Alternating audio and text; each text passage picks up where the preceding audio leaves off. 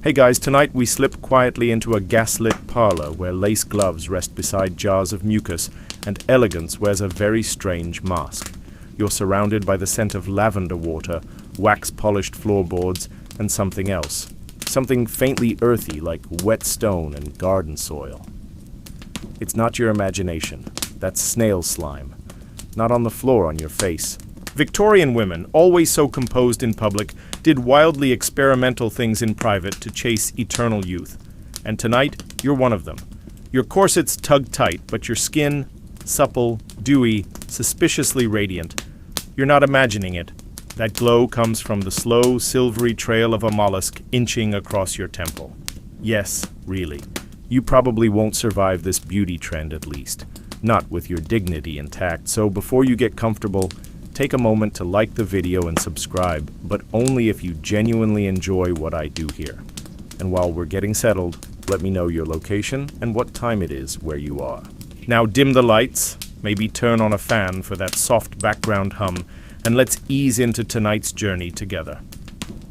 You trudge down a foggy street in 1860s London, boots clicking over cobblestones slick with rain. Around you, gas lamps hiss in the cold air. Women in bustled dresses pass by, noses red from the chill, faces powdered, lips stained with crushed beetles. But their cheeks?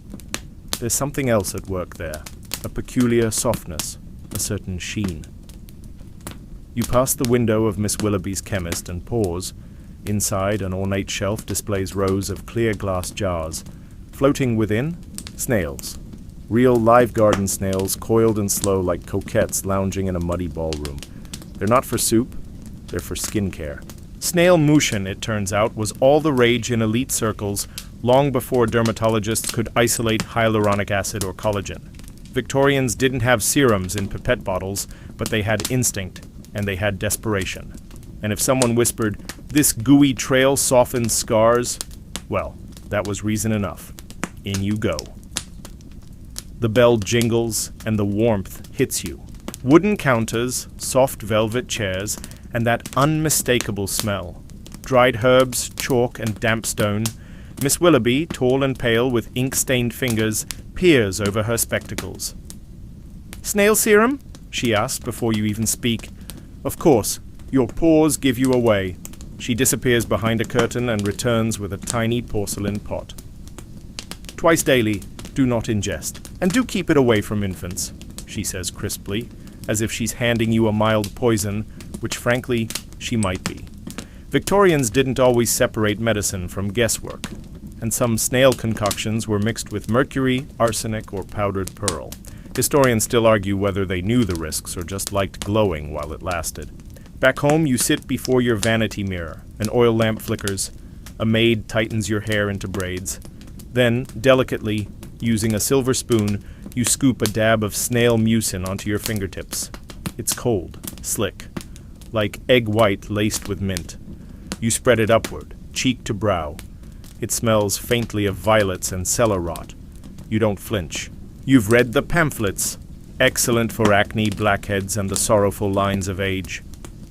One society lady swore it lightened her skin so perfectly, her husband no longer recognized her in candlelight. Another claimed it cured her melancholy. She also owned 30 cats, so perhaps correlation is not causation. Still, you feel the tingling, the tightening, the quiet whisper of your skin saying thank you or maybe help me. The truth is, Victorian beauty was full of contradictions. Women were expected to appear effortlessly flawless while putting in monstrous effort behind the scenes.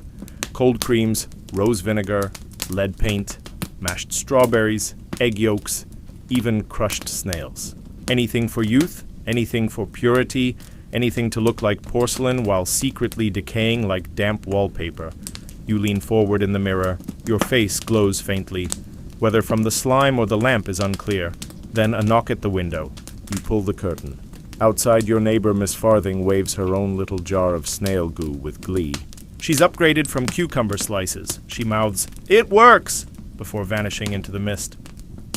You sigh. It's going to be a long winter, but at least your skin will be snail slick and radiant. One final note before bed. Historians still debate where this trend began, Some trace it to French apothecaries who noticed laborers handling snails had unusually smooth hands. Others point to Spanish folk remedies where snails were used to soothe burns and scrapes. What's certain is this. By the 1850s, snail mucin was making quiet, slimy waves in beauty circles from Mayfair to Marseille. You dab one last drop under your eyes. Sleep calls. And your snails? They slither back into their jar, ready to start again tomorrow. You wake early, long before the sun has risen, and the windows of your modest London home are fogged with condensation. Outside, the gaslights burn low, and the street is still quiet, save for the faint clatter of a milk cart and the occasional bark of a mongrel chasing fog. You wrap yourself in a soft shawl and tug on your boots, the ones with the squeaky sole that always makes your sister sigh in embarrassment. You have a mission this morning. Not for tea, not for newsprint, but for snails. Not just any snails. These are Victorian chemist-grade Helix aspersa, plump and highly prized for their mucin. And today, a new consignment has arrived at the chemist's window on Wellington Row. You read about it in last evening's Society paper wedged between an advert for arsenic soap and a man selling taxidermied budgies. You step out. It's wet and grey, and the air smells of coal smoke and cabbage. The streets are just beginning to stir. A baker's boy passes you with a tray of buns, and you smile politely, but your feet are already moving faster. The chemist opens at 7. By 7:05, the snail jars might be gone. Miss Willoughby's shop appears like a beacon. Brass knobs, lace curtains, and that tidy little display window. And there they are, snails. Lined up in neat rows inside crystal jars, each one no larger than a plump thumb, clinging to the glass with quiet dignity. Some have even been placed on tiny porcelain pedestals. One is wearing a miniature ribbon. You're not sure if it's for hygiene or whimsy. You push open the door. A soft bell chimes. Inside, the shop smells like rose petals, chalk dust, and something faintly metallic. Shelves stretch to the ceiling, packed with glass bottles labeled in spidery handwriting. Compound of marigold, laudanum for infants, hair growth oil, possibly. It's a room where the past is preserved in tinctures and soft dust. Miss Willoughby peers up from behind the counter. Her sleeves are rolled, and a cluster of herbs hangs drying above her head. "Ah," she says, smiling faintly, "another mucin enthusiast?" You grin, sheepish. It's not the most flattering label. She gestures toward a small cage by the stove, an odd contraption where a half-dozen snails laze about on damp lettuce leaves. "Fresh batch, not too active yet, but they've been fed rosemary and chamomile for aroma." You nod solemnly, as if that makes perfect scientific sense. "In this world, it kind of does." Miss Willoughby hands you a jar. Inside, one carefully washed snail and a dainty silver scraping tool. You're meant to collect the slime yourself, gently coaxing the creature with soft strokes and cucumber mist. There are instructions included, written in impeccable calligraphy, with 3 gold stars and a little footnote. Do not refrigerate. Do not overfeed. Do not name. You carry the jar home as if it's a priceless artifact. Back in your kitchen, your sister watches with raised eyebrows as you place the jar on the table. "Again with the snails?" she says, biting into a slice of toast. You ignore her and lean in close. The snail stirs, eye stalks emerging slowly like soft twin periscopes. He, or she, you're never sure, begins to glide along the glass. You gently unscrew the lid. With the silver scraper, you touch just behind the snail's head, where the richest mucin collects. The slime is thick, pearlescent, with the consistency of egg white and the scent of cucumber water left too long in the sun. Your sister shudders. "I'd rather age." You say nothing. You've seen the pamphlets, you've read the testimonials. Cures fine lines, blemishes, melancholy, and certain marital suspicions. Soothes the soul and the décolletage, as used by Lady Thistledown before her 4th engagement. The Victorians were obsessed with control, of nature, of emotion, of the body, and snail mucin, slow, strange, natural, seemed to offer a touch of organic power in a world of rigid corsets and clanging carriages. Of course, not everyone agreed. Across town, a group of evangelical reformers held a public demonstration just last week, waving signs that read, "Slime is a sin and God hates goo." One even attempted to liberate a crate of snails outside a high society spa.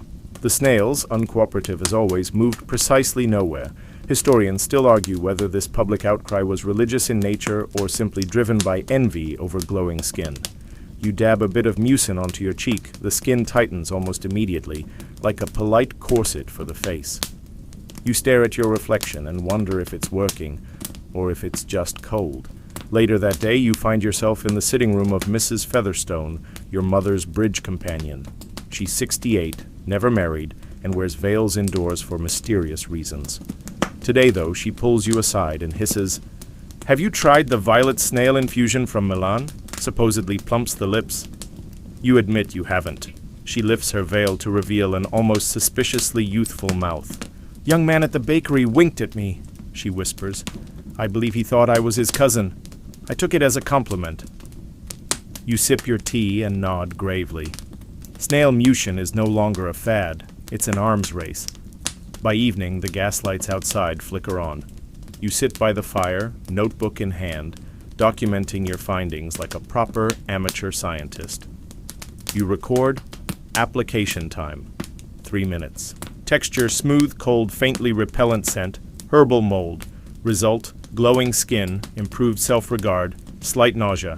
And then, the final note, willing to try again.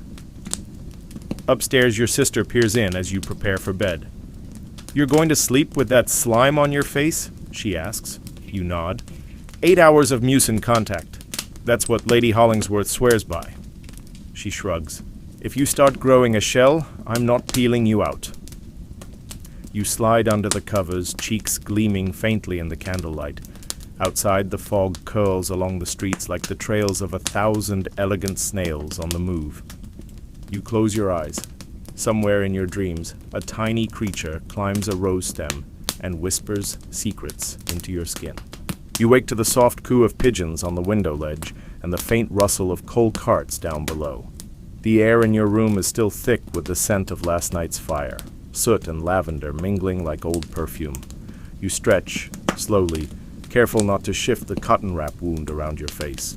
It's stiff now, crackling slightly as you move, like a stale pastry shell.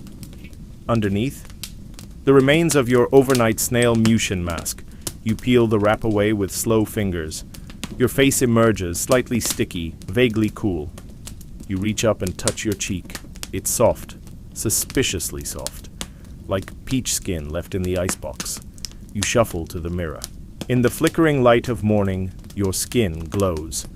Not metaphorically, literally. There's a dewy, damp sheen clinging to you like stage lighting. You blink. It's unsettling and sort of magical, and definitely not natural. You didn't look like this yesterday. You make your way to the vanity table where a tray waits.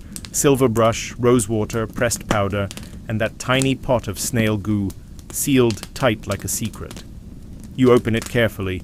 The mucin's turned slightly more yellow overnight, and it smells funkier. Like someone tried to pickle rainwater. You could toss it, but you don't. You dab a little on your fingertips, then begin what society papers are now calling the morning slather ritual. It's the trend sweeping through the drawing rooms of every woman of taste, or at least ambition. You start with the forehead, smoothing in long vertical strokes, careful not to tug. That causes wrinkles. Next, cheeks in upward circles. Then the chin, the nose, the delicate eyelids.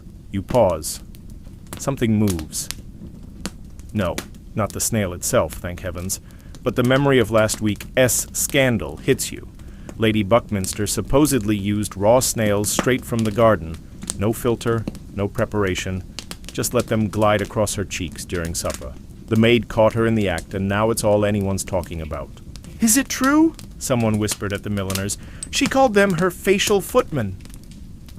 Historians still argue whether that particular anecdote was exaggerated, but no one denies that by 1870, snail mucin had slithered from chemist curiosities to full-blown social currency. You weren't simply a woman, you were a canvas, and that canvas had to glisten. After your morning application, you pour a bit of rose water into a crystal dish and rinse your fingers, watching the cloudy swirls spiral like old ink. You dry your hands on linen and consider the day ahead. There's the seamstress at 10, piano practice at noon, and a luncheon with cousin Evangeline, who recently got engaged to a surgeon and now behaves like she discovered antiseptic herself. You'll have to look radiant, snail radiant. You dress in soft green muslin and clip a ribbon to your collar. Before leaving, you tuck the mucin jar into your reticule, just in case. There's something comforting about having it near, like talisman or insurance. At the luncheon, you arrive precisely on time, cheeks aglow and lips subtly glossed with a mixture of snail serum and crushed rose petals. Evangeline greets you with a double air kiss, then stares at your forehead. "You've been to Paris, haven't you?" she asks. You blink. "No, just the chemist on Wellington Row," she gasps. "I knew it. That's the one with the saffron snails." You try not to laugh. Saffron? You're fairly certain your snail was fed old lettuce and despair, but it doesn't matter. The illusion holds. Across the table, a gentleman named Mr. Keating notices you for the first time. "You look refreshed," he says, in the vague way men often try to comment on beauty without understanding a single thing about it. You smile politely, thinking about the sticky smear you left on your gloves this morning. Back at home, you record your observations again.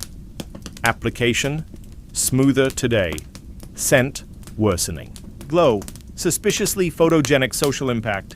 Heightened romantic interest. Side effect: minor tingling in left eyebrow. You note a quote from Lady Evangeline. "Glowing is no longer enough. One must shimmer." You sigh. You're already behind. That night you attend a small gathering at Lady Trumple's townhome. The lamps are low, the conversation soft, the desserts unnecessarily gelatinous, and yet the talk turns, as always now, to skin. Lady Trumple leans forward, whispering over her cake. "Do you stir it clockwise or widdershins?" You blink. "The snail mucin?" She nods solemnly. "Widdershins prevents oxidation." Someone else chimes in. "I heard if you chant while applying, it's more effective." A third voice. "A duchess I know sleeps with 3 snails in her bonnet." The room goes quiet. You glance around and realize half these women aren't joking. The other half are simply waiting for confirmation that we're not the only ones losing their minds in the pursuit of skin like porcelain soaked in moonlight. Historians still argue whether Victorian women truly believed in the science or if they were simply desperate for something that felt like agency. In a world where husbands, money, and futures were often decided for them, controlling your skin felt like a small but significant rebellion, even if it meant slime. You excuse yourself early, cheeks still glistening faintly. As you pass the drawing room mirror, you pause. Your reflection glows, but behind it, for the briefest moment, you think you see something else. A shadow, a ripple, like a snail, perhaps, slinking behind your shoulder and whispering, "Glow, darling, glow." You shake it off and head to bed. The silver pot goes back on your nightstand. And beneath the blankets, as sleep creeps in and the gas lamp flickers one last time, your skin sings softly with the memory of slime. You rise earlier than usual. There's a peculiar kind of hush outside one of those soft, cold dawns when even the chimneys hesitate to exhale smoke. You wrap yourself in your thickest shawl and peer through the lace curtains. It's exactly the kind of morning that calls for adventure, or more accurately, snail wrangling. Today you're joining a mucus-gathering society. Yes, that's the real name. Every Wednesday, a small group of women gathers at the far edge of Kensington Gardens, just beyond the iron gate where the hedge grows wild. They arrive dressed to the nines, parasols tucked under their arms, cheeks powdered and expressions determined. But these aren't just idle socialites, these are amateur naturalists on a mission. You dress quickly, calf boots, walking gloves, a modest bonnet, and tuck a small tin spoon and muslin cloth into your handbag. By the time you arrive, the others are already at work, stooped among the ivy and cabbages like strange, perfumed foragers. One woman in a pink wool coat announces proudly that she has already found 6 mucus-capable specimens. You join the hunt. There's a particular elegance to it, this morning ritual. You move slowly, scanning the dew-soaked leaves for glimmers of movement. The trick, one of the veterans tells you, is to look for the silvery trails left behind. Sunlight catches them like ribbon. You spot your first one clinging to the underside of a rock. Brown shell coiled tight, body retracted just slightly. You tap the shell gently. "Wake up," you murmur. Another woman leans in beside you. Try whispering. They prefer compliments. She's only half joking. You scoop the snail gently with your spoon and coax it onto your cloth, careful not to damage its foot. The mucin is already forming, glistening along the path it traces. You pause, marveling at its pace. It's so slow it might be going backwards. But the trail is real, authentic, rich with whatever alchemical properties make it such a Victorian obsession.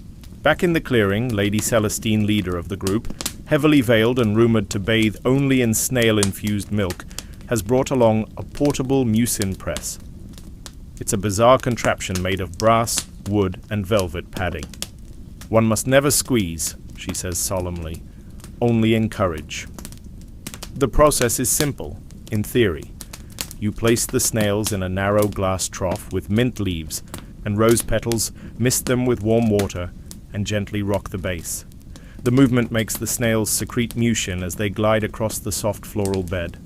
It's like a spa for mollusks and a fortune for Lady Celestine, who sells her collected slime in tiny crystal vials for a guinea each. Today she's letting you try it for free, a special guest privilege. As the snails work their magic, conversation turns inevitably to skin. "Do you use it around the eyes?" asked one woman, fanning herself. "Only under moonlight," replies another. "It absorbs better." Someone claims that snail mucin reversed her crow's feet. Another insists it shrank her paws and soothed a rash caused by an unfortunate accident involving sheep's tallow. You laugh quietly, amused at the stories, but also strangely proud. There's a kind of power in this circle. No men, no doctors, just women, snails, and the belief that nature can still be coaxed to favor us. Historians still argue whether these snail-gathering groups were purely cosmetic in intent or whether they served as subtle acts of resistance. In a world where women's lives were so scripted, here was an activity wholly theirs, not sanctioned, not supervised, just shared. By the time you leave the garden, your fingers are slick with mucin, your pouch filled with 6 choice specimens, and your spirits unusually high. The cold doesn't seem to touch you, or perhaps your skin has built up some kind of glossy gastropod shield. At home, you arrange your new friends in a terrarium lined with moss, cucumber slices, and fresh mint. Your sister walks in mid-arrangement and gasps. "You've brought them home?" "Only temporarily," you say, though you already know they're staying.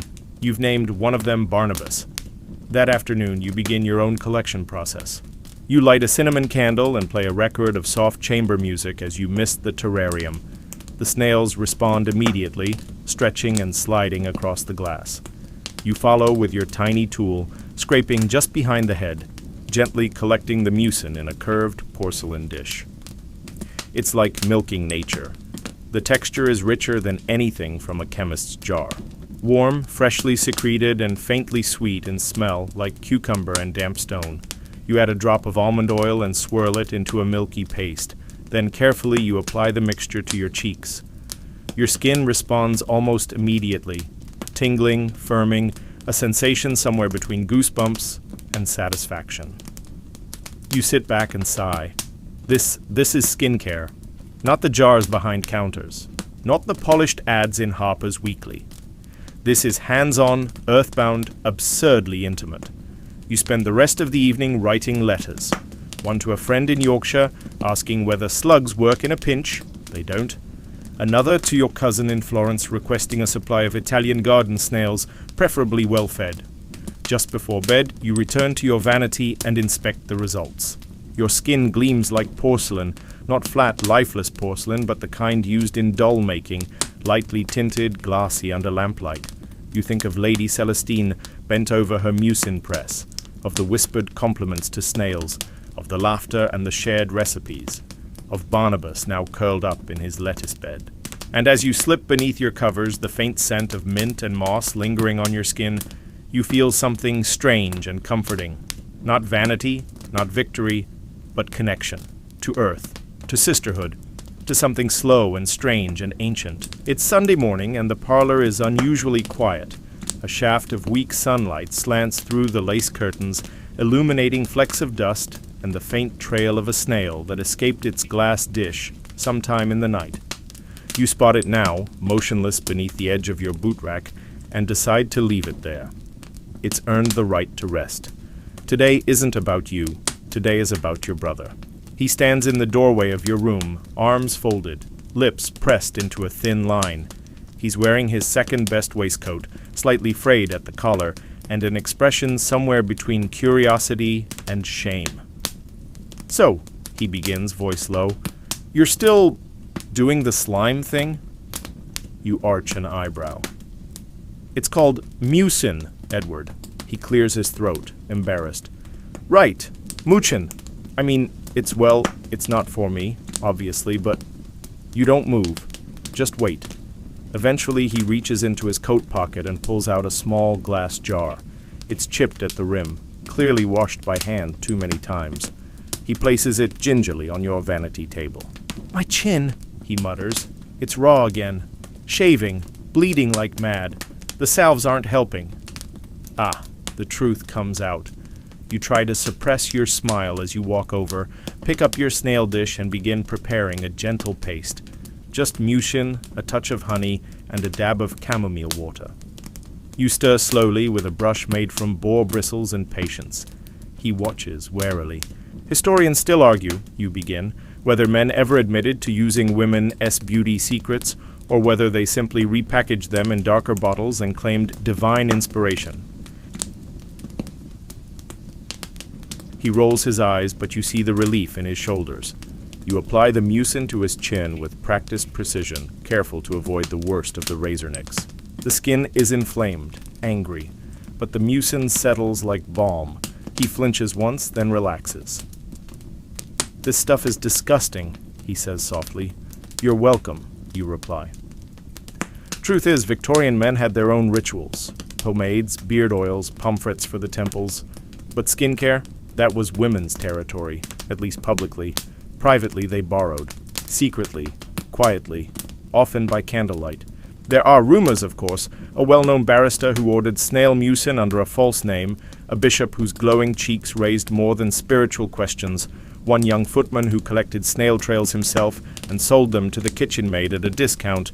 You even recall a letter you found last year hidden in the pages of a family Bible. It was addressed to "My Dearest," and included a full set of instructions for crafting a snail-based ointment for even the most calloused knuckles.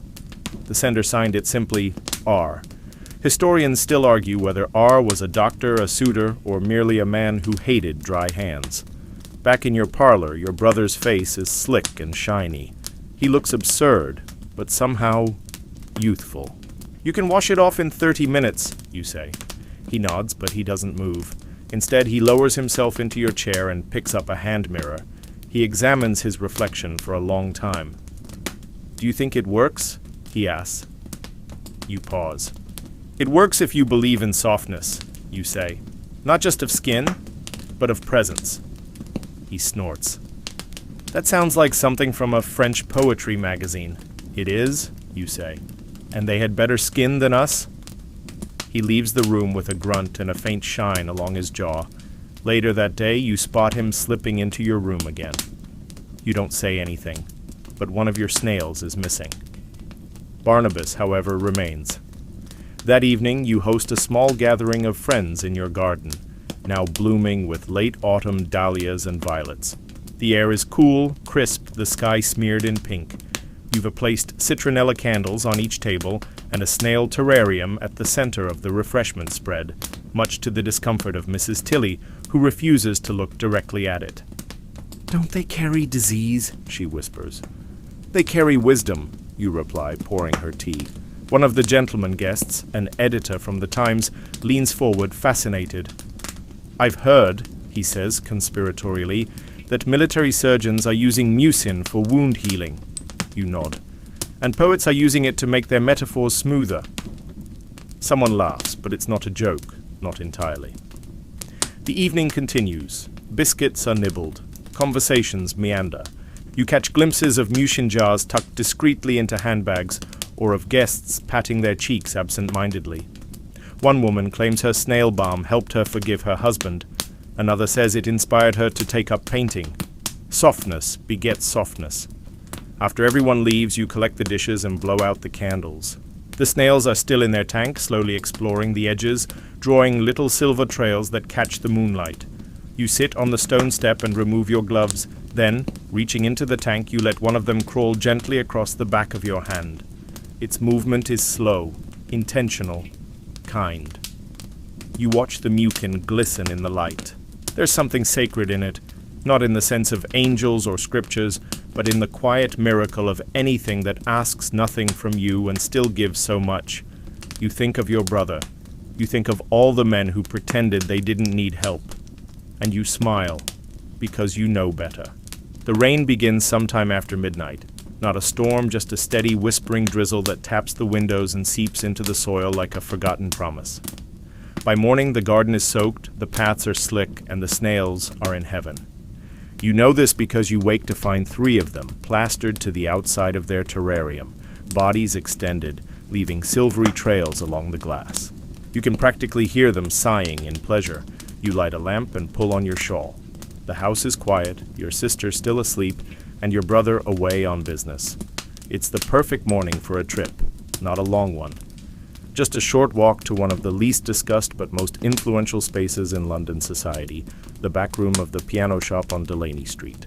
To the average passerby, the shop is ordinary, shelves of sheet music, neatly tuned pianos, and a mustachioed clerk who rarely looks up. But those who know, know.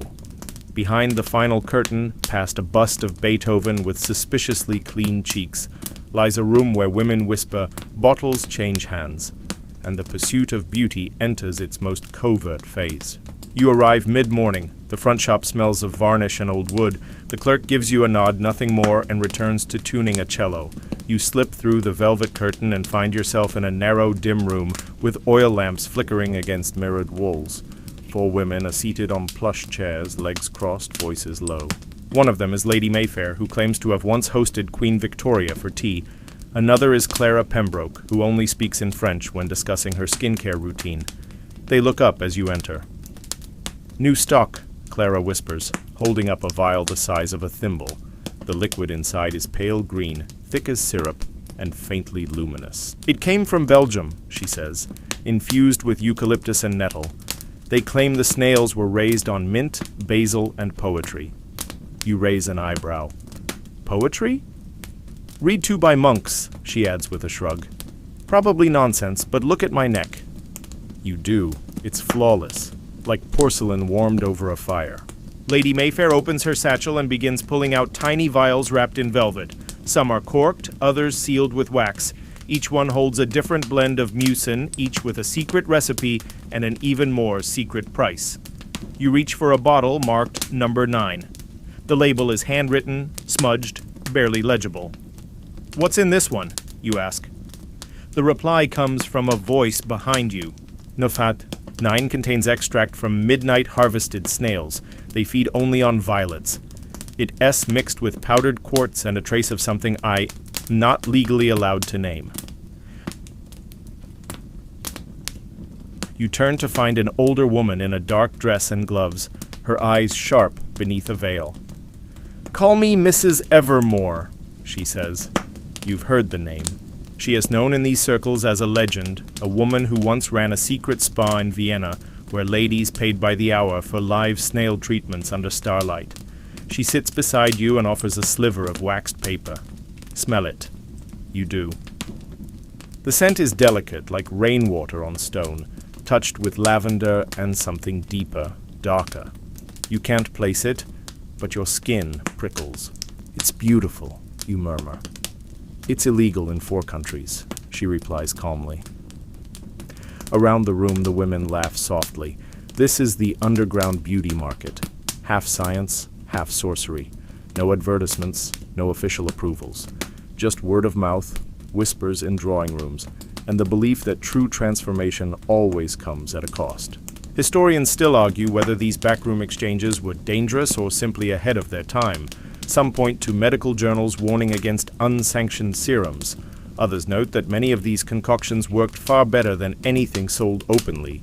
You purchase a tiny vial of number 9, paying with a pair of gloves and a promise to trade one of your own mixtures next week. Outside, the rain has stopped.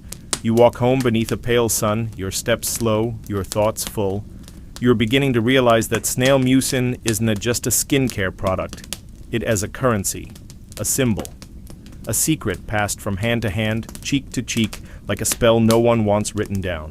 At home, you place the vial on your vanity and stare at it for a long moment. Do you dare? Of course you do. You open it carefully and dip a brush inside. The mixture is thicker than expected, like cream stirred with crushed moonlight. It glides over your skin in a cooling wave. Your reflection in the mirror shimmers.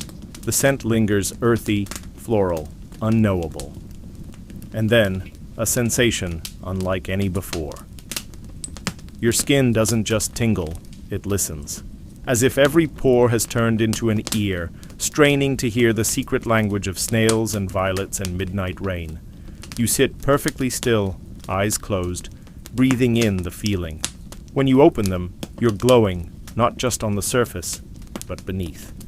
You understand now why these women gather in back rooms and pay in favors and whispers. It's not just vanity, it's reclamation of power, of identity, of softness in a world that demands hardness. That evening, you write down the ingredients of your own mucin blend, drawn from your garden snails and infused with clove, lavender, and a single drop of lemon rind oil. You label it number 10, and when you close your eyes, you see Mrs. Evermore smiling in approval and the faint shimmer of snail trails across mirrored walls. The carriage clatters to a stop on a quiet cobblestone lane, its wheels hissing slightly as they roll through the morning mist. You descend, gloved hand gripping the iron handle, and glance up at the building before you, a townhouse, elegant but unassuming, with ivy crawling halfway up the second-story windows and a brass nameplate so small you have to lean in to read it. Maison d'Escargot. It's written in delicate script, almost mocking in its subtlety. But you're in the right place. You can hear it faintly, the soft, unmistakable hiss of moving water, and something else beneath it, something slower, wetter. You press the buzzer once and wait. The door opens with a quiet groan, revealing a woman in a pale green uniform. No corset, no bonnet, no perfume. Just clean linen and a serene expression. "Miss Fairfax?" she asks. You nod, and she ushers you in without a word. Inside, the light changes instantly. Gone is the gray of London's morning. Here, everything glows with candlelight and damp heat. The air smells of moss, mint, and mineral water. Faint music plays somewhere string instruments, slow and mournful. You re-led down a hallway lined with framed illustrations of snails in improbable poses, one stretched over a rose petal, another balanced on a teacup rim, and a third gliding down a model's cheek with solemn dignity. Your guide stops at a large wooden door. She knocks twice and it swings inward without a sound. The room is warm, not hot. Warm like a greenhouse after rain. The walls are tiled in soft green marble. At the center stands a reclining chair draped in moss-colored towels, surrounded by glass bowls filled with damp cotton and cucumber slices. And next to the chair on a pedestal of polished wood rests a silver tray holding 3 snails. They are large, larger than you expected. Their shells glisten. Their bodies pulse faintly with life. One stretches slowly toward the edge of the tray, its eye stalks flexing like the fingers of a waking pianist. Your guide gestures to the chair. You sit. "Do you have any sensitivities?" she asks softly. "Only to boredom," you reply. She doesn't smile, just nods once. Then the treatment begins. She mists your face with warm rose water, patting it gently with a muslin cloth. She applies a thin layer of clear serum, probably more mucin, but infused with something herbal and sharp, like eucalyptus or clove. It tingles. Then she lifts the first snail. With surprising grace, she places it just above your left eyebrow. The snail pauses, as if sensing the moment, then begins its slow, deliberate glide across your skin. It is unlike anything you've ever experienced. There is no rush, no pressure, just the soft, wet weight of a living creature moving with purpose. It leaves behind a trail of thick, silvery mucin. You feel each ripple of its body, each microscopic wave of muscle and slime. It is intimate, almost sacred. The second snail joins in, starting at your jawline and moving upward. The third rests on your temple, unmoving, for now perhaps meditating. You close your eyes and breathe in. Somewhere in the room, a fountain trickles. The music deepens. The hissing grows louder, not angry, but constant. The snails, it seems, are very much alive, very much present, and entirely unconcerned by human vanity. The guide speaks in hushed tones as she works. These snails were raised on crushed violet leaves and clay. We read to them every evening, only poetry, only in French. You don't ask if she's serious. You believe her. Historians still argue whether these snail spas were ever officially sanctioned. Some say they were fringe, hidden in alleys and behind flower shops. Others insist the nobility frequented them regularly, quietly funding their growth while pretending to mock them in public. Regardless, they existed, and here in this candle-lit sanctuary they thrive. You lose track of time, the snails glide. The mucin cools. Point, the third snail finally moves, making a slow curve across your brow as if sealing the work of its brethren. You don't flinch. You barely breathe. Eventually, the guide removes the snails one by one, placing them into a shallow bath of mint water. She then presses warm cloths to your face, lifting away the remaining mucin with slow, circular strokes. When she finishes, she says nothing. She simply hands you a mirror. You look. And for the briefest moment, you don't recognize yourself. Not because you look younger, or brighter, or tighter, but because you look undisturbed. There's a peace in your expression, a softness that no powder or rouge could replicate. The guide hands you a small pot of aftercare gel made with snail mucin, lavender extract, and something called moon essence. She says it with a straight face. You leave the room silently. At the door, she hands you a card. On it, a single phrase. You are now one of us. Back on the street, the noise hits you like a blow. Carriages rattle. Vendors shout. A child wails as her mother drags her past a bakery. London, ever chaotic, hasn't changed. But you have. You catch your reflection in a shop window. You're still glowing. But more than that, you're carrying something. Not just mucin, not just memory, but the calm assurance of someone who's been touched by the quietest of miracles. You smile. And somewhere, far behind the ivy-covered door of Maison d'Escargot, a snail stretches out on its velvet pedestal, ready for the next face. You knew the attic was full of forgotten trunks and fraying blankets, but you didn't expect to find a full-blown snail farm up there. It starts with a creak. Your cousin Margaret is staying for the season. Margaret with the painted cheeks, the book of French phrases she never finishes, and a fondness for mints that seem to last days. You hear her moving about early, long before breakfast, and climb the narrow stairs to check on her. The attic door is ajar, light filters through a cracked window, dust swirling like sugar in tea. And there, just past the rocking chair draped in tartan, you see it. Rows and rows of shallow wooden crates, each one lined with damp straw and crushed leaves. Dozens, no hundreds of snails inching slowly over sliced cucumber skins and curled bits of lettuce.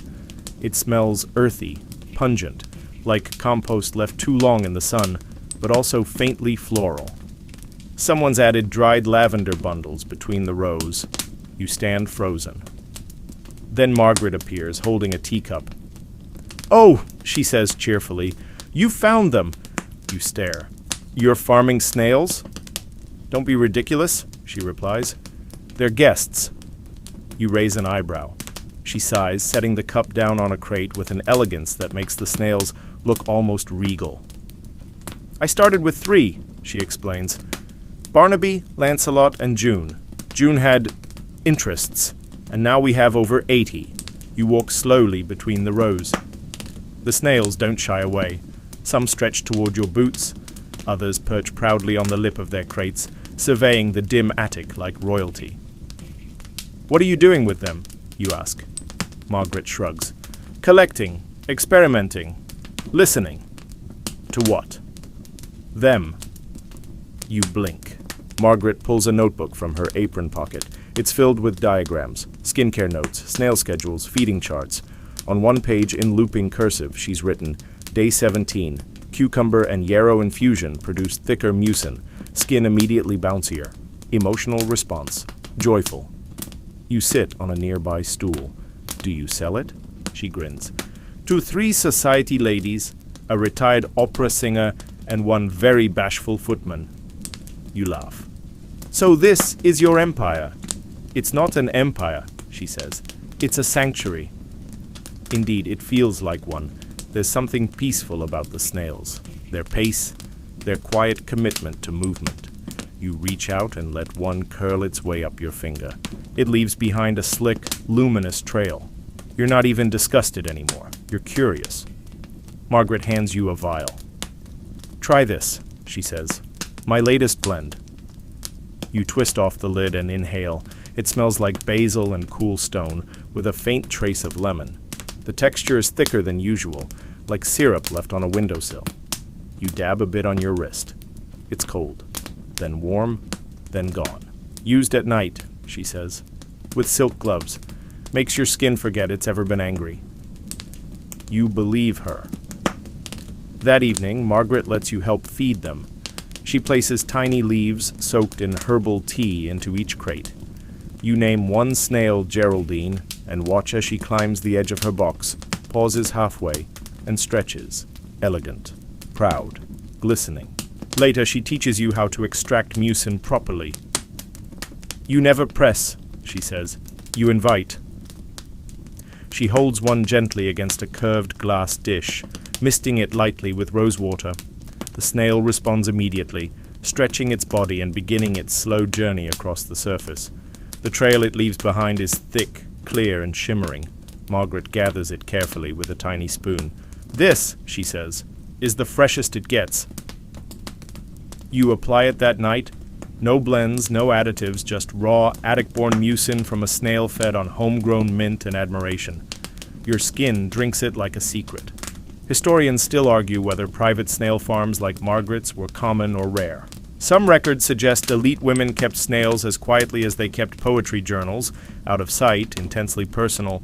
Others believe these setups were far more widespread than anyone admitted, a soft rebellion under the guise of refinement. In Margaret's attic, rebellion feels gentle. It smells of lavender and soil. It glows under the glow of a single gas lamp.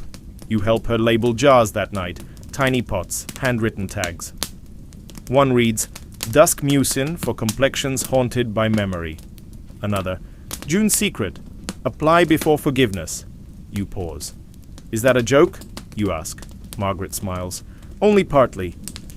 She gives you a pot for yourself. You hold it like treasure. Do the snails know?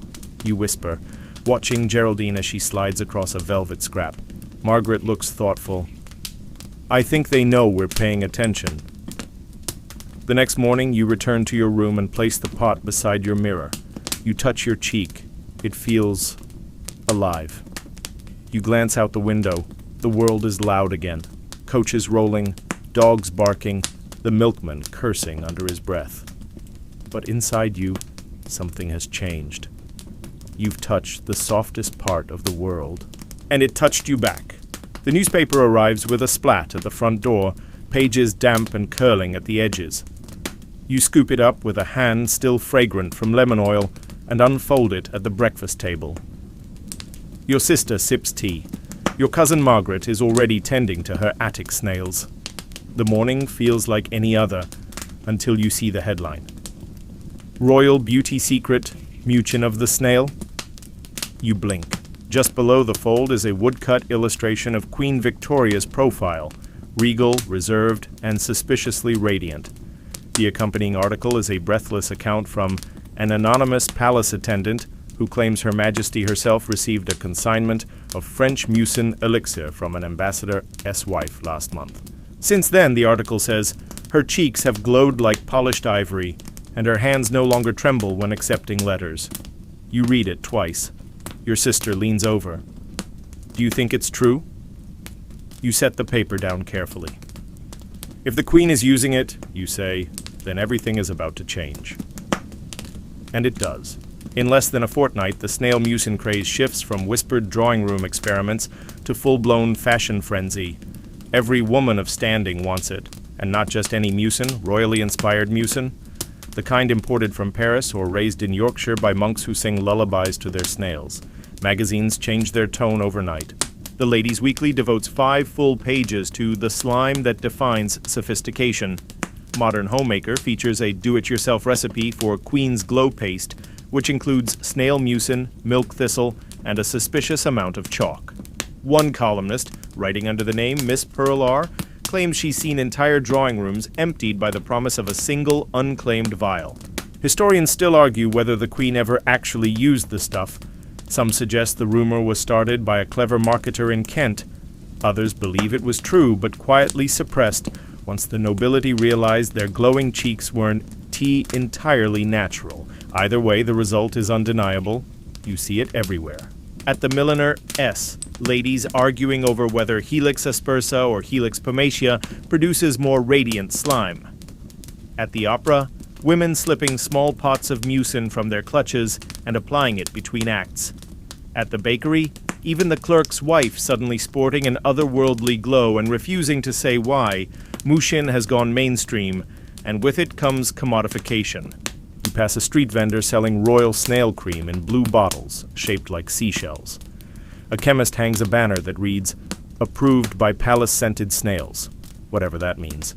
Children sing a song in the alleyways. Snail on the nose and snail on the chin, rub it all over, and you might just win. You're both delighted and alarmed. Your cousin Margaret is beside herself. "They're boiling it," she says one evening, holding up a jar of watery slime from the apothecary. "Boiling it, can you imagine? They're cooking the mucin like it's gravy." She slams the jar down and storms back to the attic. You understand her frustration. What was once an intimate, almost sacred ritual has become a marketing campaign. You see snail butter advertised for elbows, snail blush for cheeks, even snail fragrance, which smells suspiciously like wet newspaper. One woman at your social club claims she added snail mucin to her tea. She hasn't blinked in 3 hours. Still, you can't deny the results. At a garden party hosted by Lady Bexley, you find yourself surrounded by radiant women, their skin so smooth it looks almost waxed. The conversation is punctuated with questions. What blend do you use? Imported or domestic? Do you apply before or after prayers? You simply smile and say nothing. You have Margaret's blend tucked safely in your handbag. The pressure mounts.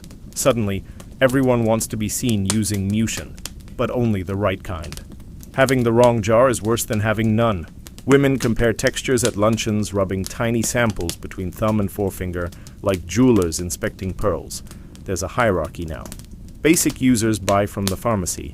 Savvy users have jars from backroom piano shops. Elite users source their slime directly from breeders with handwritten labels and royal whispers. You watch this unfold with mild amusement and occasional horror. At one point, a society column ranks the top 10 cheeks of the season, naming Lady Agatha Bloom number 1 for her translucent mucin sheen. You recall Lady Agatha once dropped a snail on her lap and screamed for 3 minutes. You keep your jars hidden. Instead, you focus on perfecting your own blend. You and Margaret spend your evenings in the attic, tweaking ratios. More yarrow, less chamomile. A touch of bergamot for scent. She keeps a wax-sealed book of formulas. You create labels, night stillness, cheek of dawn, moon path. You even begin a small network. Quiet sales, discreet drops at the bookshop, trades for silk or gossip. But you never advertise. Let the rest of the world scramble for sparkle. You know that true beauty is quiet, soft, measured. Still, you can't help smiling when a letter arrives from the Countess of Alton requesting 2 jars of whatever you're using. She's heard about your skin from her sister, who heard about it from her maid, who saw you by candlelight at the harp recital. You write back simply, "It's nothing, just a little nature, slow and steady." And you tuck 2 pots of Margaret's finest into a box lined with rose petals. The next day you pass a girl in the market, barely 17, her cheeks shiny, her eyes hopeful. She clutches a tin marked Snail Serum Supreme, the label crooked, the contents likely cheap. You want to tell her the real secret, but you don't. She'll learn. We all do, eventually, that no matter how far trends go, some truths are older than fashion. Slowness is power. Stillness is beauty. And a snail, given the right food and a little affection, might just carry your glow across generations. It's late afternoon and the rain has returned. Not fierce, but steady, drumming on the windows in that hypnotic way that makes the entire world feel like a water-filled glass dome. You sit at the writing desk in the library, sipping a tepid cup of lavender tea and watching the droplets slide down the panes. Your skin tingles faintly from a fresh application of Margaret's latest blend, mucin, elderflower, and something she only calls a secret borrowed from bees. Across the room, the scullery maid is dusting shelves. Quiet, quick, always 2 steps behind the housekeeper's glare. Her name is Tilda. She's barely 17, with skin that's seen too many wood fires, too little sleep, and not a single trace of rose water. You've seen her eyeing your jars. You've seen the flicker of longing when you dab balm beneath your chin, or the way she lingers just a moment longer when you talk about the attic blends. And today, when you step out to fetch more sugar, you come back and find her standing at your vanity, holding the jar. She freezes, guilty, ashamed. The kind of fear that lives in the bones of servants who know that one wrong step means dismissal. You say nothing. You walk over slowly, gently take the jar from her hands, and dip your finger inside. Then, without a word, you reach out and dab the mucin lightly beneath her eye. She doesn't move. You smooth it gently, then place the jar in her hand. 10 minutes, you say, then rinse with cool water. She blinks twice, then nods. No words, just a whispered kind of thank you as she vanishes back toward the kitchen stairs, clutching the jar as though it were made of sunlight. It's not the first time. You've seen the others. The laundry girl with red knuckles who tucked a scrap of muslin into her sleeve, hoping to catch a smear of leftover cream. The young footman who rubbed a forgotten spoon against his jaw, then tucked it back into the vanity drawer, as if you'd never notice. Historians still argue whether class lines in Victorian beauty were truly rigid, or if there existed these tiny rebellions, these moments where someone dared to glow beyond their station, where a servant's skin softened despite the soot and the scorn, where snail mucin, this strange glistening gift, became an equalizer, if only for a breath. You remember a story Margaret once told you. A woman she knew many years ago who worked as a nursery maid for a lady of great standing. She was never praised, never noticed, until the Lady S guests began asking who the quiet one with the luminous cheeks was. By then it was too late. She'd already left, hired away by a duchess who thought her complexion proof of divine favor. Margaret laughed when she told you, but there was something wistful behind her smile. You think of that now as you peer out the window. The rain shows no signs of stopping. Down in the garden, a maid hurries across the path with a basket of damp laundry. You imagine she, too, dreams of glow. Later that evening, you find your jar slightly lighter than before. A thumbprint on the rim. A lid not quite tightened. You say nothing. Instead, you prepare a second pot, one of Margaret West's best, and leave it on the wooden ledge outside the scullery. You don't leave a note. You don't have to. The next morning, it's gone. In its place, a tiny bouquet of dried lavender and 3 buttons sewn to a scrap of linen. You understand. In the following days, you begin to notice it more. The gardener's daughter, suddenly radiant beneath her freckles. The cook's assistant with hands less chapped, more smooth. The girl at the bakery stall who once wouldn't meet your eyes, now offering you the freshest bun with a sly little smile. There's no need for lessons or recipes. The knowledge spreads like moss, quiet, green, inevitable. Snail mucin isn't just a secret anymore. It's a shared inheritance. At a luncheon, Lady Windermere makes a cruel joke, something about the servant girl who tried to look noble, and you simply raise an eyebrow. She looked lovely, you reply. Perhaps nobility was simply late arriving. The table falls quiet. You're not worried, because you know the truth now. Beauty, real beauty, is not always visible to those who demand it. It thrives where it's nurtured. It whispers through locked doors and cracks in class. It rises, slow and glistening, like a snail across stone.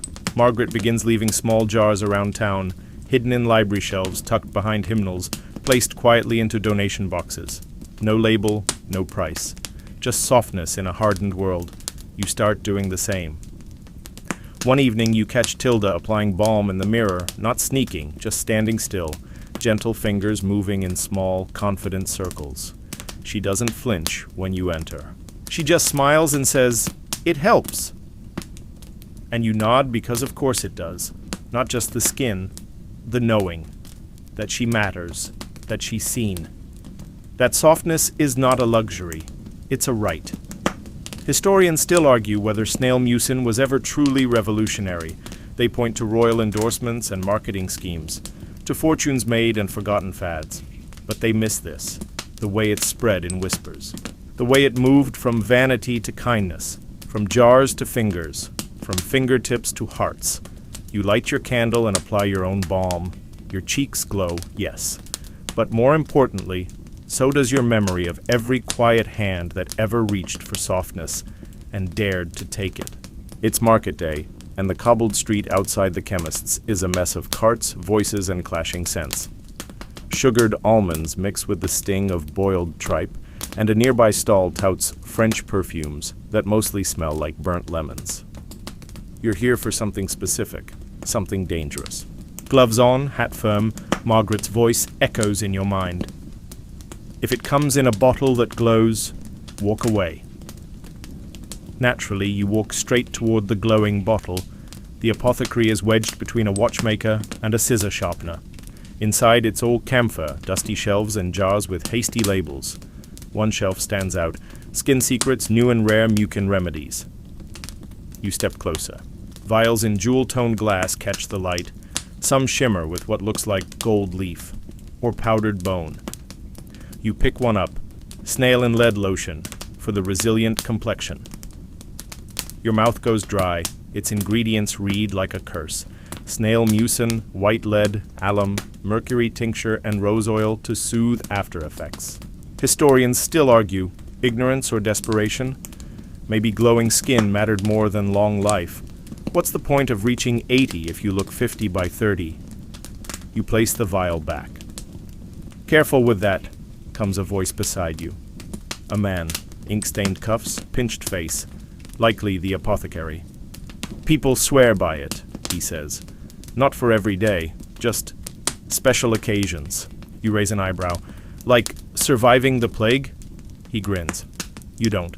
Instead, you reach for a smaller jar, unmarked, sealed with wax etched with a snail.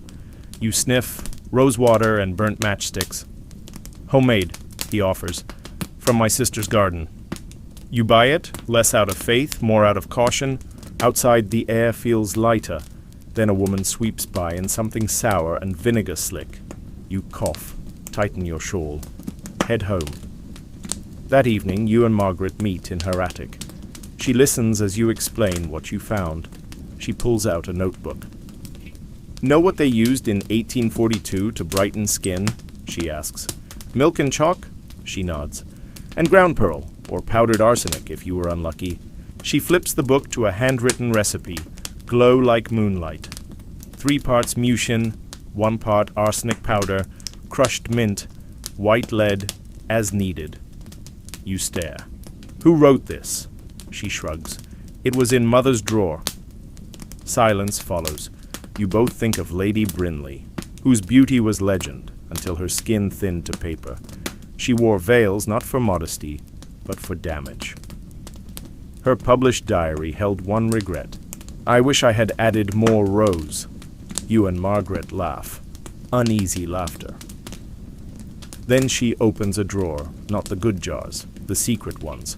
Her collection from the past 6 months. Crushed amber, boiled goose feather, a balm that promises a glow after initial bruising subsides. You test a few on blotting paper. One sizzles, another smokes. Who's buying these? You ask. Margaret shrugs. Same people who buy corsets that crack ribs. You nod. You know the type. Those who believe beauty must hurt. That burning means it's working. That slow poison is acceptable if it comes with cheekbones. You lean back. It's the price of the glow, Margaret murmurs. But who set the price, you ask. Silence again. Later that week you visit Miss Elira Voss, a lady of middling reputation with claims of the purest Mushin balm in London. Her home smells like lilies and lye. Her fingers are stained grey. She offers you tea. You don't drink it. She gives you a sample. It glows green. What's in it? You ask. She smiles. Trade secret. You leave. At home you bury the jar under the garden tree. The next morning the soil is grey. That night you and Margaret make a vow. No ingredients that hurt. No blends that bite. No poison for glow. Just snails, herbs, time. You start writing recipes again. Honestly, you name one clarity, another kindness, a third no more lead. As you stir under candlelight, something shifts. This isn't just skincare anymore. It's defiance against powdered lies, against the hush that says beauty must equal pain, against the whisper that you're only lovely when fragile. You look into your reflection, clear, calm, real, and smile. It may not be palace skin, but it's yours. You don't remember exactly when the tea conversations shifted. Once it was all lace patterns and the merits of rosehip jam. Then, somewhere between a particularly strong cup of Earl Grey and a tray of slightly scorched scones, someone brought up snail mucin. I heard the Queen herself uses it, says Mrs. Linton, a woman whose cheeks glow suspiciously, and who once swore off anything continental. Imported from Belgium, fed only figs. You take a slow sip, waiting for someone to challenge her. Instead, the ladies nod. Well, I get mine from Vienna, says Miss Thatcher, infused with poppy extract and pearl dust. It makes one's neckline resemble alabaster. You glance at her neckline. It does look rather radiant. But you also remember last month when she fainted during church and blamed the incense. You suspect the cause was more internal, perhaps a few too many experimental compounds mixed with social pressure and not enough bread. Lady Ames clears her throat. I use mine in moderation, she says, only for weekends and spiritual crises. There's a general murmur of approval. You place your cup down carefully. I harvest mine from my cousin's attic, you say. They eat mint and boredom. The room stills. One woman drops her biscuit. Another raises her eyebrow so high it nearly touches her hat brim. Mrs. Linton stares at you. You use domestic slime? You smile. Fresh, honest, completely unprocessed. She blinks. But how do you know what's in it? That's the point. There's a silence thick enough to spread on toast. Then someone laughs, a high, brittle titter. Oh, how quaint! The conversation pivots abruptly to corset boning. But you see it. The subtle flick of glances, the whisper behind a glove, the way Miss Thatcher sniffs the air near your cheek as you walk by. They're curious and unsure, and perhaps, just perhaps, a little envious. Historians still argue whether these beauty debates reflected deeper social unrest, or if they were simply women fighting over puddings with prettier names. But you know what's really at stake. Power. Not grand, sweeping power, but personal sovereignty. The right to choose what touches your skin, to decide what you believe in and what you reject. You remember another tea weeks ago where a woman named Mrs. Ellings asked plainly, "But don't you feel vain, all this Mushin business?" You looked her in the eye and said, "No more than you feel hungry when you eat." She hasn't invited you back. Later that night, you sit with Margaret in the attic, surrounded by the soft chorus of snail movement and the occasional creak of the floorboards beneath you. She's sketching labels, flourished ink letters and botanical drawings. You're mixing a new formula, mucin, yarrow, clary sage, and a touch of powdered chamomile. You call it Whisper. I'm thinking of writing a pamphlet, you say. Nothing fancy, just truths. Ingredients that don't kill, blends that soothe, skin that breathes. Margaret doesn't look up. They'll say you're mad. They already do. That makes her smile. The next morning, you write it. 10 pages, handwritten, handbound, stitched with lavender thread. You call it A Woman's Guide to Gentle Radiance. No poison required. You distribute copies quietly, slipping them into library books, beneath church pew cushions, into flower deliveries. You leave one on Mrs. Linton's garden bench. Within a week, 4 women have copied the recipes. 2 ask for more. 1 sends you a letter. I didn't know beauty could be quiet. But the real shift comes one Thursday afternoon during a salon hosted by Lady Trumbull. The theme is modern womanhood, and the conversation, between embroidery patterns and whispered gossip, turns inevitably to snail mucin. Mrs. Linton stands. I've recently begun using an unrefined blend. Locally sourced, it's rather effective. The room stirs. You glance across the tea table. She meets your eyes. There's no apology there. Just the barest nod. Miss Thatcher follows. I've switched to Margaret's formula. No lead. My skin stopped tingling. Lady Ames says she's purchased beeswax pots for storage. The room is transforming. You feel it. Snail mucin is no longer just a trend. It's a conversation. A choice. A lens. Not about youth. About worth. And for the first time, women speak of it without apology. They talk about the mistakes, rashes from foreign jars, burned lips from mislabeled blends, the strange yellowing that came from powdered bone. They laugh, they learn, they listen. Historians still argue whether these drawing room debates held any weight in larger society, but you believe they did because for Victorian women, denied votes, property, or medical autonomy, the freedom to choose how they glowed meant everything. And in that moment, sipping tea beside women who once sneered at your attic jars, you feel a quiet pride. Later that week, you and Margaret gather the snails in the garden, laying cucumber slices in a winding trail. You laugh as they chase the food at glacial speed. You've changed the town, she says softly. No, you say. They changed themselves. You carry the mucin jars inside, and for once you don't bother closing the window. Let the world hear the hiss of the spa. Let them see the women glow. You wake to the clatter of hooves outside and the thump of a newspaper against your door. Another ordinary day, or so it would seem, until you open the morning edition and find a headline so smug it practically winks. Science or slime? Experts debate the snail sensation. You don't spill your tea, but it's a near thing. The article is typical of its kind. Condescending tone, 3 male doctors quoted, and exactly 1 woman consulted a duchess naturally, who offers that while she enjoys the glow, she finds the idea of snails crawling over the face positively ghastly. Of course she does. The real bite, though, comes midway down. Most medical authorities agree that while snail mucin contains trace elements of proteins and moisturizing agents, its benefits are likely exaggerated by a combination of social hysteria and female imagination. You exhale slowly. The article is full of phrases like psychosomatic satisfaction, inconsistent testing, and the perennial favorite, no observable benefit beyond placebo. Historians still argue whether these early scientific dismissals of mucin were rooted in fact, or merely a refusal to credit anything not discovered by someone with sideburns and a monocle. Some say the skepticism was fair. Others say the doctors were just annoyed that women had found something that worked and weren't asking for permission.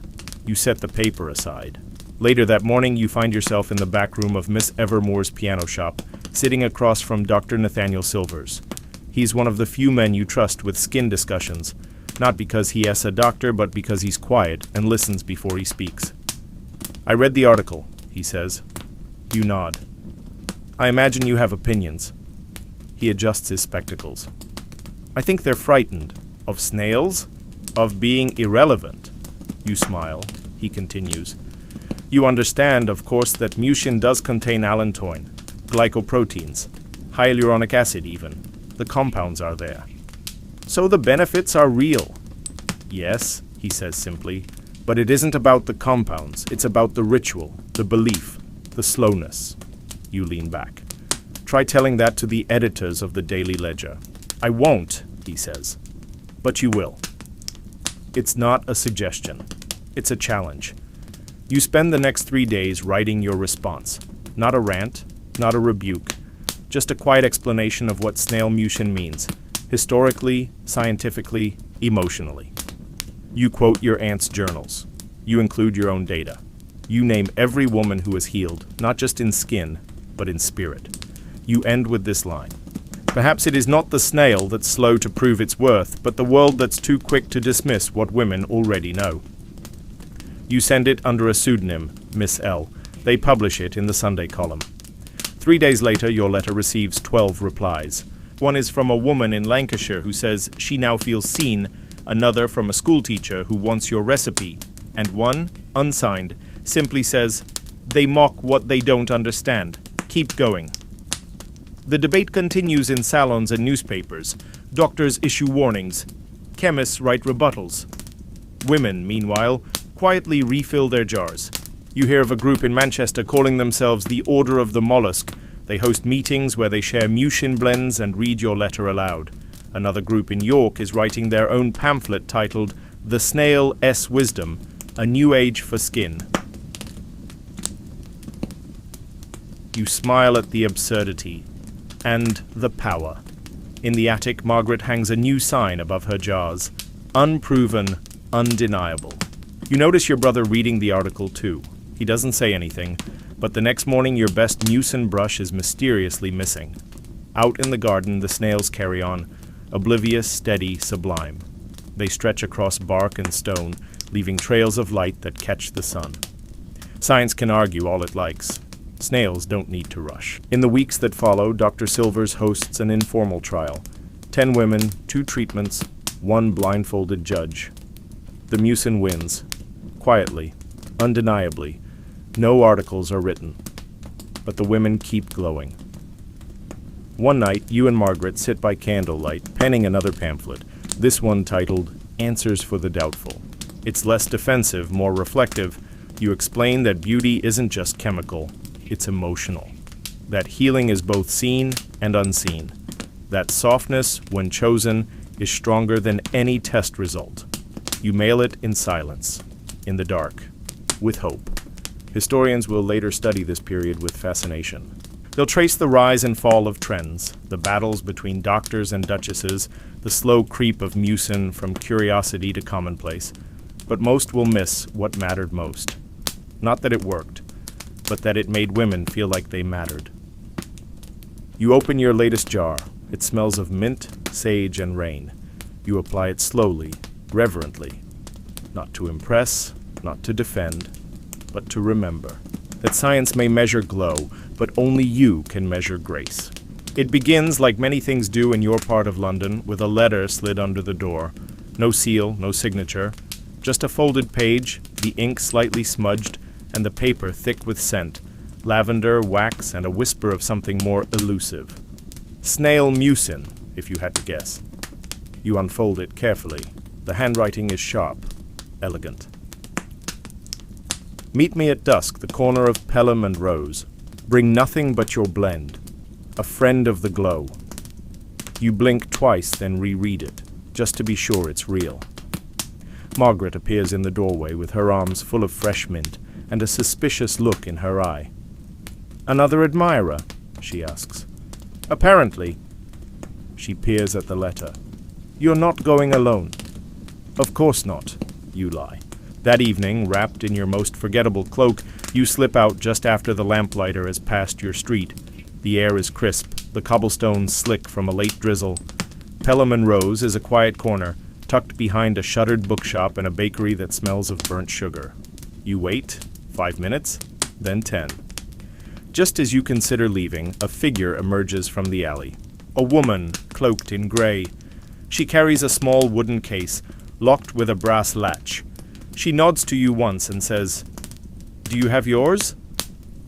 You reach into your satchel and hand her the jar, your latest, a gentle blend of mucin, violet, and cardamom. She opens it, sniffs once, then smiles. Subtle, confident, no gimmicks. You say nothing. She unlatches her case. Inside, 12 jars, each labeled in the same handwriting as the letter. You scan the names. Moon Milk Soft Weapon. The Fifth Layer. Widow's Bloom. Silence Bottled. She lets you choose one. You pick the fifth layer. Later, when you open it at home, it smells of lemon peel, musk, and something ancient, like old books and thunder. The texture is thick but light, the kind of contradiction you've come to admire. You apply a tiny amount to your temples and feel a tingling that's almost emotional. You're not sure what it's doing to your skin, but something in your chest loosens. The next morning you receive another letter. Different handwriting this time. Curvier. Younger. I heard what you did for Tilda. I want to help. I've started blending too. I call it Quiet Triumph. Could I send you a jar? You write back, of course. You say yes. By the end of the week, you've received 6 more jars, each from a different woman, each blend unique. One contains sea salt and snail mucin harvested only on full moons. Another includes dried apple blossom and rose vinegar. Another, unnamed, simply says, "This helped me forgive her." You realize what's happening. The blends are becoming stories. Every jar a chapter, every application a ritual. Historians still argue whether the Victorian obsession with skincare was self-absorption or something deeper. They often miss the quiet exchange of meaning beneath the glow, the way women turned hardship into balm, the way healing traveled by hand. You and Margaret create a registry, not to track ingredients, but to remember names. Mabel, who sent Thunder on Glass. Elsie, whose blend First Light came with a pressed violet. Amina, who called hers Unseen and Soft. And one from someone who only signed her letter, Wife Still. Her blend smelled of winter pears and something bitter beneath. You kept that one unopened, sacred. One day a package arrives from across the sea. A woman in Calcutta sends a jar of mucin mixed with tamarind pulp and crushed jasmine. She read your letter in a traveling newspaper. Her note is brief. Your softness crossed oceans. I wanted to return it. You begin keeping a map above your writing desk, placing pins where every jar comes from. Soon, it's full. You stop writing pamphlets. Instead, you write recipes and letters and replies. You stop arguing with science. Instead, you listen to the women. They are your data now, your evidence. One evening, Margaret knocks on your door, holding a jar labeled simply, Mama. I think she'd be proud, she says. You say nothing, but later that night, you open the jar and sit by the window. You dab it on your cheek and look at the moon, trying to remember your mother's hands, her scent, the way she'd brush your hair without ever saying what she meant. The jar smells like her soap. You cry. Only a little. You write one last note that week. There will always be newer blends, louder ones, brighter jars, but nothing glows like healing passed from one woman to another. You don't sign it. You don't have to. The snails keep crawling. The letters keep arriving. And you stay soft and lit and strong. You sit cross-legged on the rug in front of the fire, a pot of tea going cool beside you, and a stack of opened letters fanned out across the floor like spilled secrets. Each one has something new, a recipe, a testimonial, a fear, a dream. Some are stained with perfume, others with tea, and one smells so strongly of honey and crushed pine that Margaret suspects it came from a beekeeper in Wales. She's right, you've started to recognize the scents before you read the return addresses. You know who favors ginger root, who always includes a dash of lemon balm, and who swears that their blend only works if applied while listening to church bells. This is no longer just correspondence. It's communion. The women write with reverence and urgency. They describe not only their skin, but their hearts, their grief, their memories. One writes, I use your blend on the back of my hands before I visit his grave. I don't know why. It makes me feel human again. Another, my daughter thinks I'm magic. I told her I got it from snails. She says, I want to be magic too. You begin to see it clearly. This movement, this slow, sticky revolution, was never about the slime. It was about the permission to feel beautiful without justification. One morning, as the fog lingers thick on the windows, Margaret returns from the market with a grin that's part mischief, part disbelief. They're selling snail balm at the apothecary now, she says, shaking rain off her coat. But they've rebranded it. She sets a jar on the table. The label reads, Snail Complex No. 1, Radiant Serum for the Modern Woman. Fortified with willow bark and hope. You both laugh so hard you cry. Later, you inspect the ingredients. They're surprisingly sound. No arsenic, no powdered bone. It's a beginning. Still, it lacks soul. The texture is smooth but flat. The scent, too polished. It feels like someone trying to bottle a poem using math. And yet, the fact that it exists, that a mainstream chemist now markets what was once dismissed as folklore, is a quiet triumph. Historians will likely mark this moment, the transition from whispers to window displays, from secret jars to commercial shelves. You, however, mark it differently. You mark it by the new letter from a girl in Dublin who found your pamphlet inside a second-hand book of poetry. She writes, "I thought I was alone in needing gentleness." You send her a blend called Nest. That evening you gather your jars and go to the mirror. Your reflection is soft at the edges. Your skin still glows, but it's different now, less desperate, more content. You think of the first time you applied Mushin, how you flinched at the slime, how you waited to become someone else. Now you see yourself, and you're not waiting anymore. You sit with Margaret and talk about what comes next. "Do we stop?" she asks.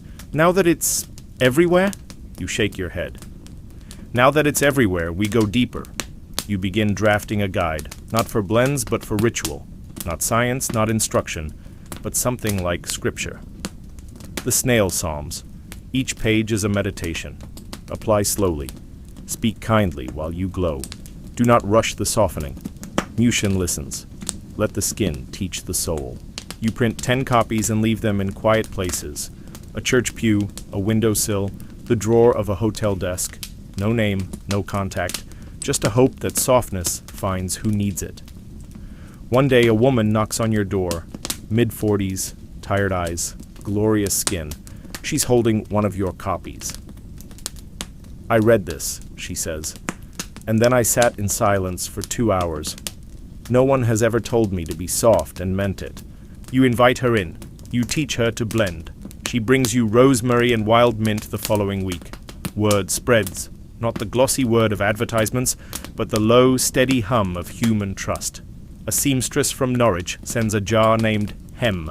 A widow from Brighton shares her blend Second Bloom. One woman includes no return address, just a note. This helped me after I stopped pretending. Your room is now lined with jars, not trophies, testimonies. You host an evening gathering, the first of its kind. No announcements, no gowns. Just women and tea and open palms. Each woman brings a jar. Each woman shares her blend. No one speaks of age. No one asks for justification. They trade not just formulas, but memories. My sister made this before she passed. My daughter calls this my shield. This one made me forgive my reflection. You write every name down, not for fame, for memory. Because glow is not just light, it's lineage. Historians may miss this again. They may call it pseudoscience or trend or nonsense. Let them. You know the truth. That there's a quiet magic in anything made slowly. That softness can echo louder than outrage. That snail trails barely visible can trace entire histories. You press a new jar to your chest, Margaret's latest, titled Begin Again. And as the fire crackles low and the wind murmurs beyond the pane, you close your eyes and thank the snails for teaching you how to glow without apology. The sun breaks through the fog for the first time in days, casting a golden shimmer over the garden wall and pooling in soft puddles across your windowsill. You stand before the glass holding a snail in your palm. Geraldine, of course. Her shell has dulled slightly with age, but she's still proud, still poised, still slime generous. You watch as she stretches across your fingers, body slow, deliberate, leaving behind a trail that sparkles in the morning light. You don't move. You simply let her crawl. There's something about this moment that feels historic, not in the grand sense. There are no kings involved, no parades, no bloodshed. But in the small, intimate way that certain mornings seem to change your bones. Today you begin a new chapter, not alone, with women across oceans and languages connected by glass jars and quiet rituals. And snails, of course, always the snails. You've been receiving letters not only from Britain but from the colonies, India, Jamaica, the Gold Coast. Women living under colonial rule whose skins are darker, whose recipes are older, whose wisdom carries a different shape. They don't just ask for your formulas, they offer their own. One woman from Lagos writes, "We've always used snails. For burns, for bites, for beauty. Your pamphlet reminded me of my grandmother. She said softness is our revenge." Another from Calcutta. "I blend mucin with turmeric and sandalwood. My skin sings." You begin writing back not with instruction but with questions. You ask how they harvest, what herbs they prefer, what songs they hum while blending. What emerges is not a movement, it's a migration of knowledge, of gentleness, of skin that refuses to be tamed by empire or fashion or formula. Margaret opens a new ledger, this one bound in green leather. On the spine you emboss in gold, snail correspondence, global notes on softness. You fill it with recipes, stories, dried petals, scraps of cloth, bits of shell. You leave space between every entry for future truths. You host your first formal gathering of international blends. 12 women arrive bearing jars and wide-eyed smiles. One brings a Mucian mix with crushed cocoa bark and hibiscus oil. Another one with rice water and green tea. A third presents a blend aged underground for 21 days beside roots she won't name. You apply each one reverently. Some sting, some soothe, all teach. The woman with the underground blend looks at you quietly and says, "We don't explain our softness. We just offer it." You nod. That night you sit with Geraldine again, dipping a brush into a blend of east and west, leaf and trail, memory and risk. You apply it to your cheeks and feel not just the usual tingle, but a kind of expansion. As if your skin remembers more than you do. You write a new meditation. Glow that spans oceans, carries the weight of mother's hands. It softens borders without asking. Historians still argue whether colonial women had access to the same beauty rituals as their British counterparts. Some claim they mimicked, others insist they invented. The truth, as always, is more nuanced. You know this. They didn't need your permission. They just needed a reason to share. You receive a letter from a woman in the Caribbean who writes, "My daughter sees me apply my balm and asks, 'Is that how you stay kind?' You cry over that one, only a little. You begin saving these quotes, not for publication, for preservation. You realize that beauty, like story, is inherited in fragments. A scent here, a phrase there, a shell pressed into a pocket. You and Margaret begin experimenting with music. You play folk songs while blending, harp music, drums, even the silence of breath. Each blend takes on the mood of the sound. You name one rhythm, another pulse. A third, unsilenced. The women write back with verses of their own, some poems, some prayers. Some just recipes with small notes like, "This one helped after my miscarriage," or "Wear this when you need to forgive." These are not cosmetics, they are liturgies. You write to a friend in Egypt and ask what she uses. She sends a vial of Mucian mixed with blue lotus and soot. It smells like dust and starlight. You dab it behind your ears before sleep and dream of boats crossing ancient rivers. You wake soft, not fragile, never fragile, just soft enough to bend, to reflect, to shimmer. You begin signing your letters differently, not with your name, but with your scent. A blend of mint, memory, and violet dusk. Women know it's you. They reply in kind. One writes, "I smelled your letter before I opened it. My skin smiled." You imagine that. Skin that smiles. Isn't that the whole point? Not to erase age or hide time, but to greet the mirror with warmth, to recognize your own face as a sanctuary. That evening, you open a blank page in the green ledger and write a single line. "When the world rushes, let your skin linger." You cap your pen. You open a jar of journey, and you begin again. The letter arrives wrapped in bark paper, tied with a string made of dried grass. You can tell it's traveled far, across oceans, through hands, perhaps even hidden in the folds of someone's luggage. You untie it slowly, delicately, as if it might crumble into dust if rushed. Inside is a single sheet. The handwriting is bold, slanted. They say snail mucin opens the third eye. We tried it during a gathering. We saw things. You pause. Margaret, reading over your shoulder, raises an eyebrow. Things like glowing cheekbones or visions, you say softly. There's no return address, no blend included.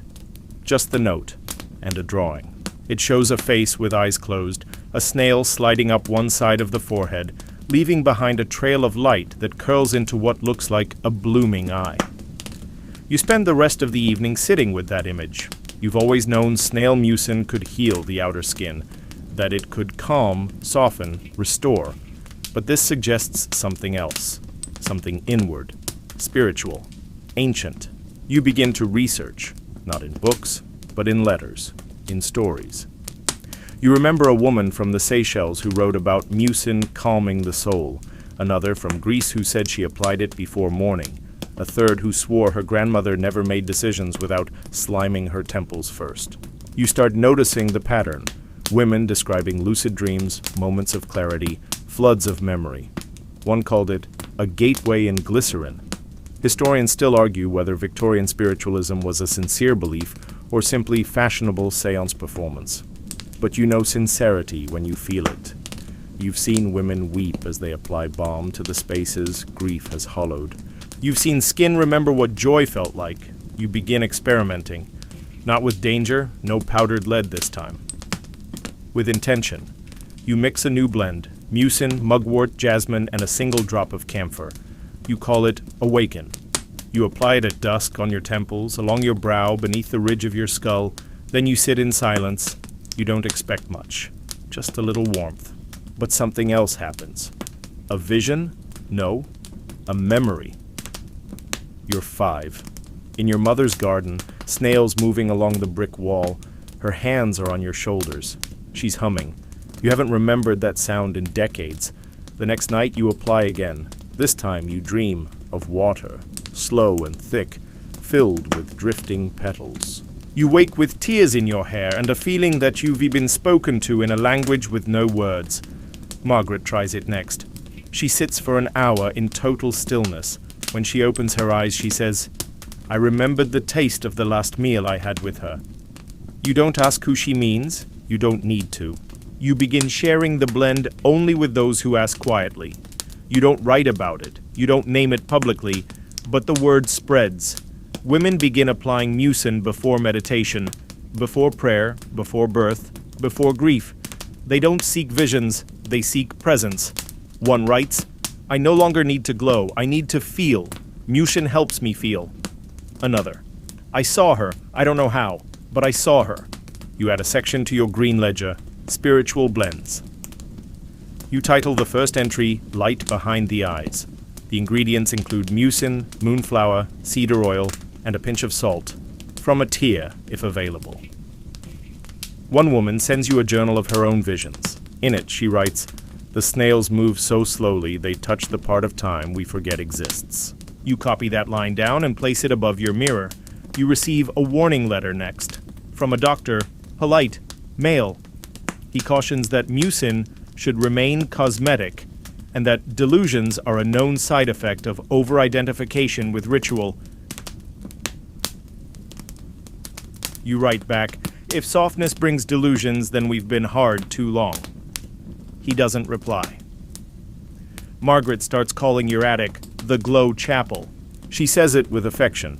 Each week a new blend arrives, one said to calm anxiety, another to help with childbirth, one simply called Quiet Death, meant to be worn while sitting with the dying.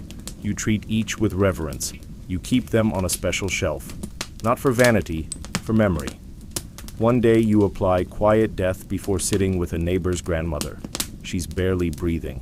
You hold her hand and watch her eyes flutter open once. She stares at your face and whispers, "You look like peace." You squeeze her hand. Later that night you cry harder than usual, not from sadness, from knowing you helped someone leave the world wrapped in softness. You write a new meditation. Glow is not light. It's the silence after pain. It's the space where grief no longer bites. It is the final breath and the bomb that follows. You close your journal, you place your hands over your heart, you thank the snails again.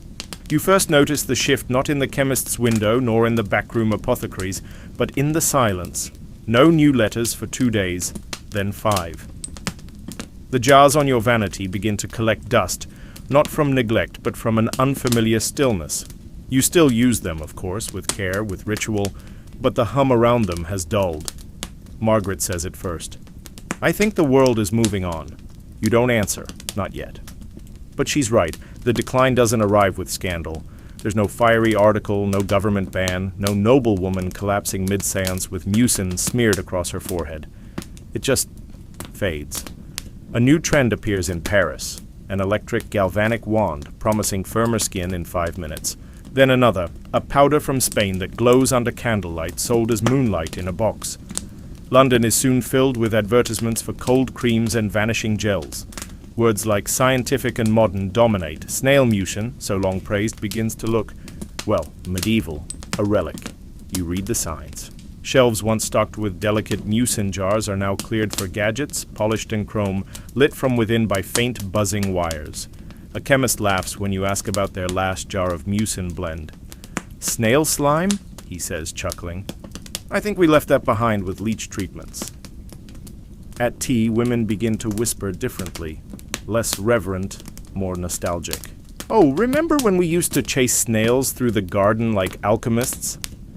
Didn't someone make a balm that smelled like cypress and forgiveness? I still have a jar somewhere. Never opened it. I suppose it's dried by now. You nod politely but say nothing. Even Margaret starts experimenting with new things. Electrical face toners, clay imported from Iceland. She keeps her snail crates in the attic, but fewer are full. One day you climb the stairs and find Geraldine gone. She wandered off, Margaret says, eyes down. You both know she let her go. Still, you can't blame her. It's difficult to hold on when the world is racing ahead, spinning faster and noisier, obsessed with immediate results and dazzling packaging.